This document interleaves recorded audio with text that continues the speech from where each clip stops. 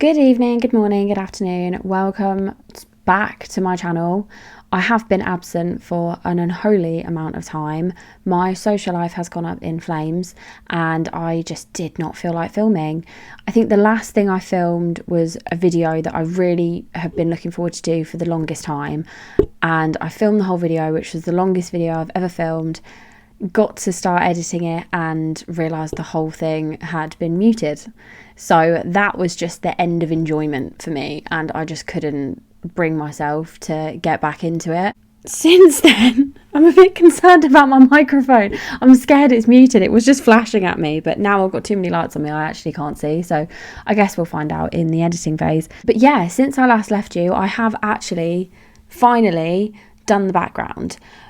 Although I have now realised it kind of looks like I'm trapped in some weird little cubby hole, which I can assure you I'm not. I just wanted to kind of keep the background of my actual bedroom out of the video, and I felt like that looked better. So I got incredibly high off the glue that you spray on it and made a lovely background, which I do need to edit because we've now got fucking P. Diddy on it, so that I need to get him off. Other than that, I am back and I'm going to try to be back for the foreseeable. I've already worked out some cases to do for Halloween, so I'm going to try and do a Halloween week. I very much doubt I will be dressing up for Halloween week because I just do not have the time or patience, and I find by the time I've finished getting myself done up, finding then the energy to film, it just doesn't work. Hopefully my sound quality has got slightly better. I don't know if you can see this pink thing, but that should stop the kind of, I don't even know what noise it is, kind of like spitting kind of noise. I'm not spitting, but that kind of the popping noise. Oh, that was a lot of words in a short space of time. But yeah, I've been really nervous about kind of getting back into it, and it has taken me an unholy amount of time to actually start the video today. I've tried to procrastinate in every which way possible, and the last way was trying to put on nails because I realised I had no nails on and thought I can't possibly film without nails, but every bit of nail glue I've got seems to be gone off and it's really stringy, so we're just going to have to go with no nails. I don't think I have a whole lot more to update you on. No one needs to know why my life went up in flames. It's on the mend, I think. But no one cares. You're here for the true crime, so let's get into it. Today is a especially horrendous story that I think I wrote when the I Pick the Bear movement was going about. And in this case, and the other case that I wrote, oh my God, you'd absolutely pick a bear. This is just crazy. So today I'm going to be covering the case of Alisha Bromfield.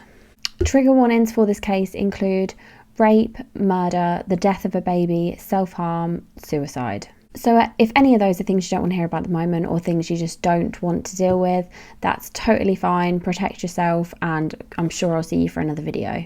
Alisha was born on the 28th of August 1990, and from that piece of information we're going to jump straight to what she's studying at university because I've got no other background information at all. Alisha was enrolled at Western Illinois University and she was studying forensic science and criminology. No, she wasn't. And criminal justice. At the time while she was at university, she was also working at her local Home Depot in the gardening department. Alisha grew up with her mother and her grandmother, and they were all very, very close with each other. They all had a lovely relationship. In early 2012, while Alisha was at the university, she discovered she was pregnant. This was a big surprise to her and the father of the child, who decided that he did not want to be involved with the child or the pregnancy or anything at all. But this didn't stop Alisha from wanting to proceed with having the child, and she was super happy and excited to become a mum and meet her baby.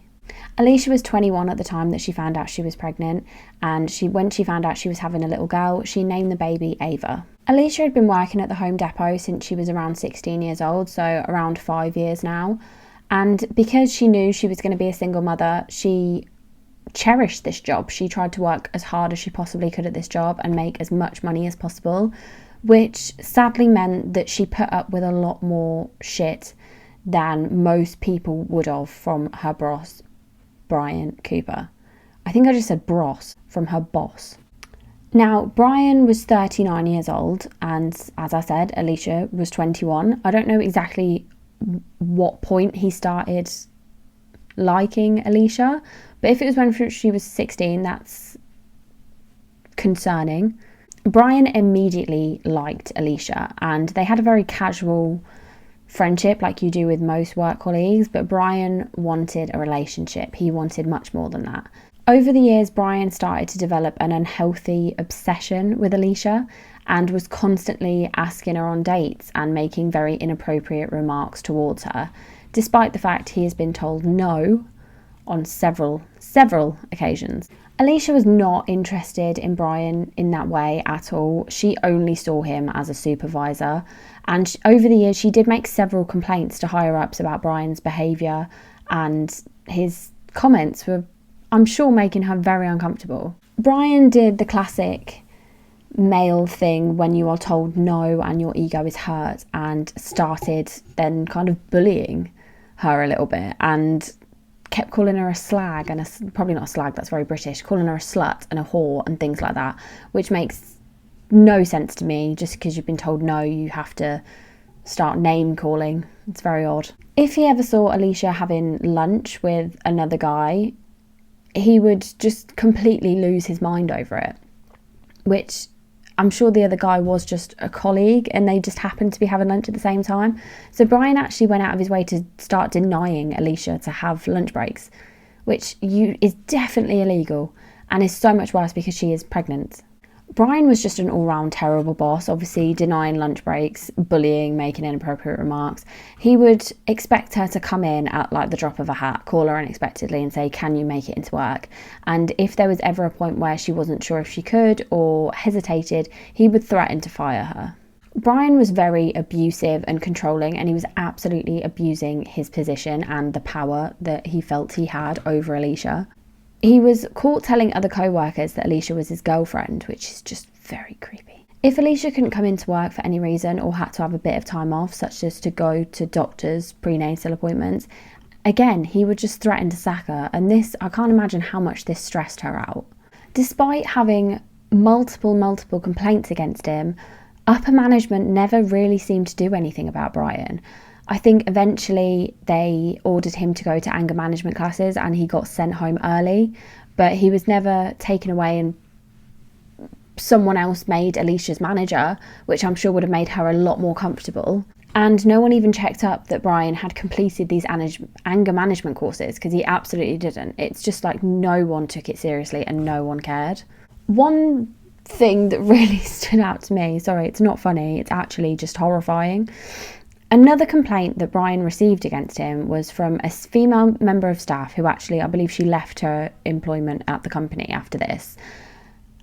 I cannot wrap my head around how he was not sacked for this. I mean, I know it's 2012, but Jesus Christ, that's not that long ago. So one of the women that worked under Brian actually quit because she was receiving so much verbal abuse from him. And one day, I believe it was in the staff room, he made her very uncomfortable talking about his genitals and actually came over and rubbed them, I'm assuming through clothing, up against her. How, in God's name, how can you not get sacked for that? Even in 2012, how can you not, how is that not sackable? I don't know. So one day, Brian came up to Alisha and said, you're coming with me to my sister's wedding or you're sacked. So realistically, what choice does she have? Alisha's mother was obviously aware of the constant abuse and threats from Brian, and she absolutely begged Alisha not to go to this wedding with Brian. But Alisha felt like she had no choice. She was trying to be a good mother and put things like, no one's really I don't think people hire pregnant women, do they? Is that abolished now? They definitely didn't in 2012. If you're obviously pregnant, no one's going to hire you because you're going to take maternity straight away. And she wanted to put the best life in place for her child.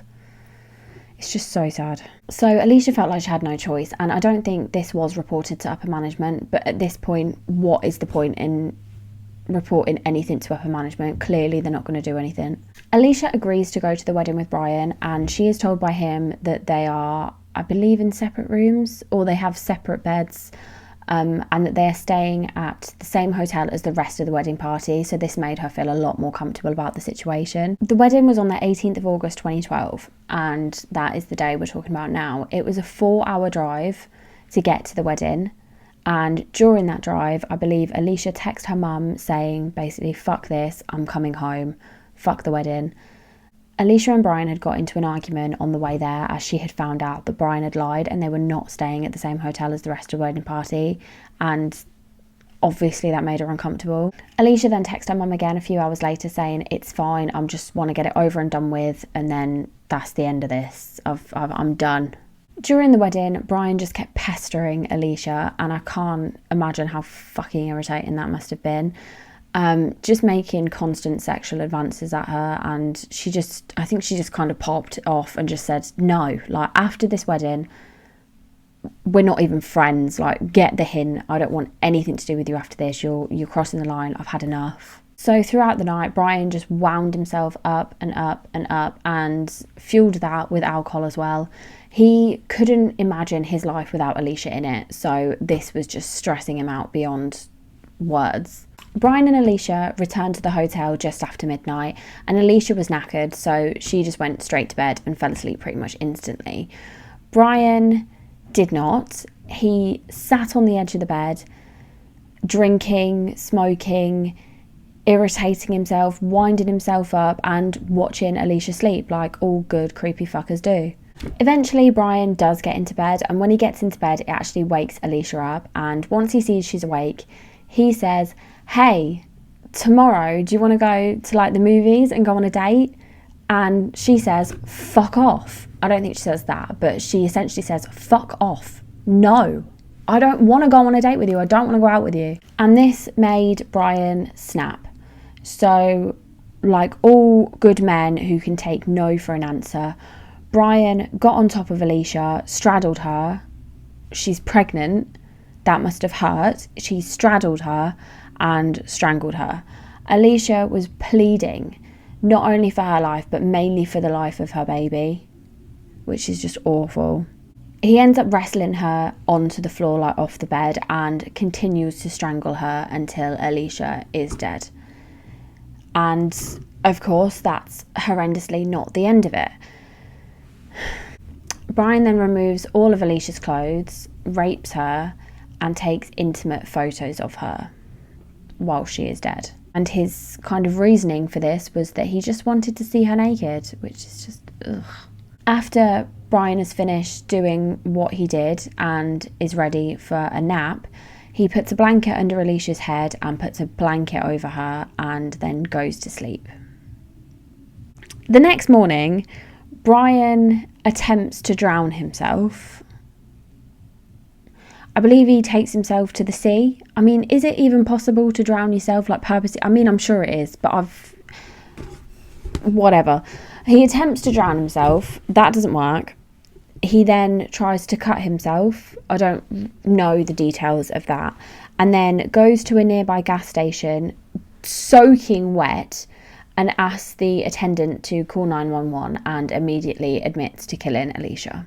Brian is taken into custody and admits everything, goes into detail about everything, but also tells the police that he and Alisha are in a relationship. I forgot about this bit. So Brian had hidden cameras in his bathroom at home because I think Alisha would come round, and he'd also hidden hidden cameras in the bathroom at the hotel. Ew. He said that Alisha did fight back, and she did actually bite his finger when they were on the floor just before he took her life. Brian also confessed to tying up an ex-girlfriend in the past, and this was due to her not listening to him. This wasn't reported to police though. So Brian was arrested and charged with 2 counts of first-degree murder. So this should be done. End of story. Case closed. No. This stupid piece of shit pleads not guilty. Are you having me on? Like, it's not funny, but it's so frustrating. So he's pled not guilty. So now everyone has to be forced to go through a trial and find out every detail about everything and just go through months and months of hell. What, you've admitted it. You know you did it. Just plead guilty, you piece of shit. So the defence is even better. The defence, I've never heard of this before. I don't know if anyone else has, but it's laughable, this defence. His defence was he was voluntarily intoxicated. I'm sorry. What does that mean? Like, you're too drunk to know right from wrong? That's not a thing. So 2 out of 10 people on the jury found him too drunk to know right from wrong, and it resulted in a hung jury. So we have to go again, which again is just horrendous for the family, the poor fucking family. So he recalled everything. He knew exactly what he was doing. He had complete recall the next day of exactly what happened, exactly what he did. So he can't have been that fucking drunk, in my opinion. And he confessed everything several times. It's just awful. So yeah, the poor family then has to go through a second trial. So the amazing family then petitioned to get the defence voluntarily intoxicated abolished. And they did. They got it taken out of 31 states, which is absolutely amazing. But irritatingly and unfortunately, this didn't apply to Brian's case because this case was already put forward before the law was implemented. But they have done amazing things for so many other families. Like, that is just incredible work. Thank God, after the second trial, it took the jury just 1 hour to come back and find Brian guilty of 2 counts of first-degree murder. So he was sentenced to 2 consecutive life sentences. Alisha's mother, Sherry, actually filed a wrongful death lawsuit against Home Depot because there was red flags there. I feel like it could have quite easily been avoided, poor Alisha's death, if they had taken the complaints about Brian a lot more seriously than they had.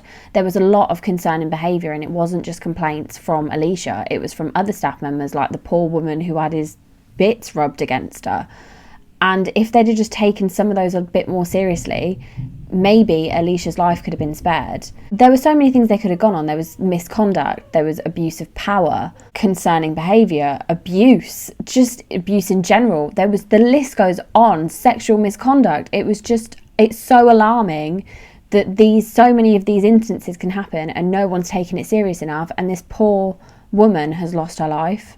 The company, of course, argued that they had no control of Brian's behaviour outside of the workplace, and yeah, fair enough, but if they had have kind of nipped it in the bud before it had got to this, we might not be in this situation where I am filming a video about the death of Alisha. Thankfully, the companies were held liable for the deaths of Alisha and Ava. As I was saying earlier, the amazing things that families can do after something so horrendous happening to them.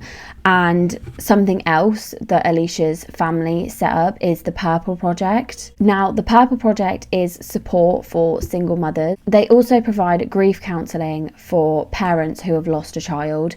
And I will link it all down below because the work they do is absolutely amazing. I just think it's so... I can't think of the right word. Admirable that out of something so horrendous happening, you can do such good for other people. And that, I think, is the not moral of the story, just the best thing you can take from any true crime case. But yeah, that is the horrifying case of Alisha Bromfield, and it's just sad. I know it wasn't that long ago, and it's just worrying that things like that cannot be taken seriously. And I know this is kind of an extreme case of where it's just kind of escalated to the worst level it can get to. But things like that, they absolutely need to be taken seriously. You can't be going to work and being threatened and abused and harassed, and it's just awful. But yeah, as I said, I will link the Purple Project below so you can have a look at that. I think it's just incredible what they do. Right, so I need a positive thought because I always leave myself feeling a little bit flat after these. I do have quite a lot, but they're not recent. It's nearly Halloween. My best friend got engaged. I went to see the ballet last week. Shit. Okay, positive thought is that I'm feeling better with myself. I've got my first video, which is this one today, out of the way, and I can come back and then do some filming for Halloween, which I'm really excited about. And yeah, I'm just happy. I'm happy to be back. I am really happy to be back. I've enjoyed filming a lot more than I thought I would today. I think I just needed that break to kind of reset and start enjoying doing crime again.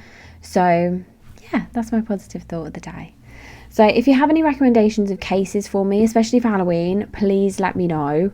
If you just comment them, that would be amazing. Make good choices. Leave your co-workers alone. If someone says no, that's it. That's it. Don't embarrass yourself. They don't want you. The no is no. Don't get murdered. I'll see you next week. Bye. Let's just hope and pray it looks okay. Oh, God, I've not done this in so long. And then I haven't... Ooh. I put this chair together, so I have no faith in its structural integrity. I saw the little bag earlier. I saw the bag. Where's the bag? Where's the bag? I'm not going crazy. I've seen that bag today. It's on the pissing floor behind me. Oh, fuck me. Oh, that was a lot of words in a short space of time. Gross. I've lost my train of thought. My lips are tingling. Is that normal? I forgot how fucking bright this is. No, she wasn't. No. From her boss, Brian Cooper. I think I just said bros. How can you not, how is that not sackable? I don't know. You go, Brian and, whoa, fuck off. I don't think she says that, but she essentially says fuck off. Whatever. Ew. Are you having me off? Plead guilty, you piece of shit. I'm filming, don't do that. Oh, Hector.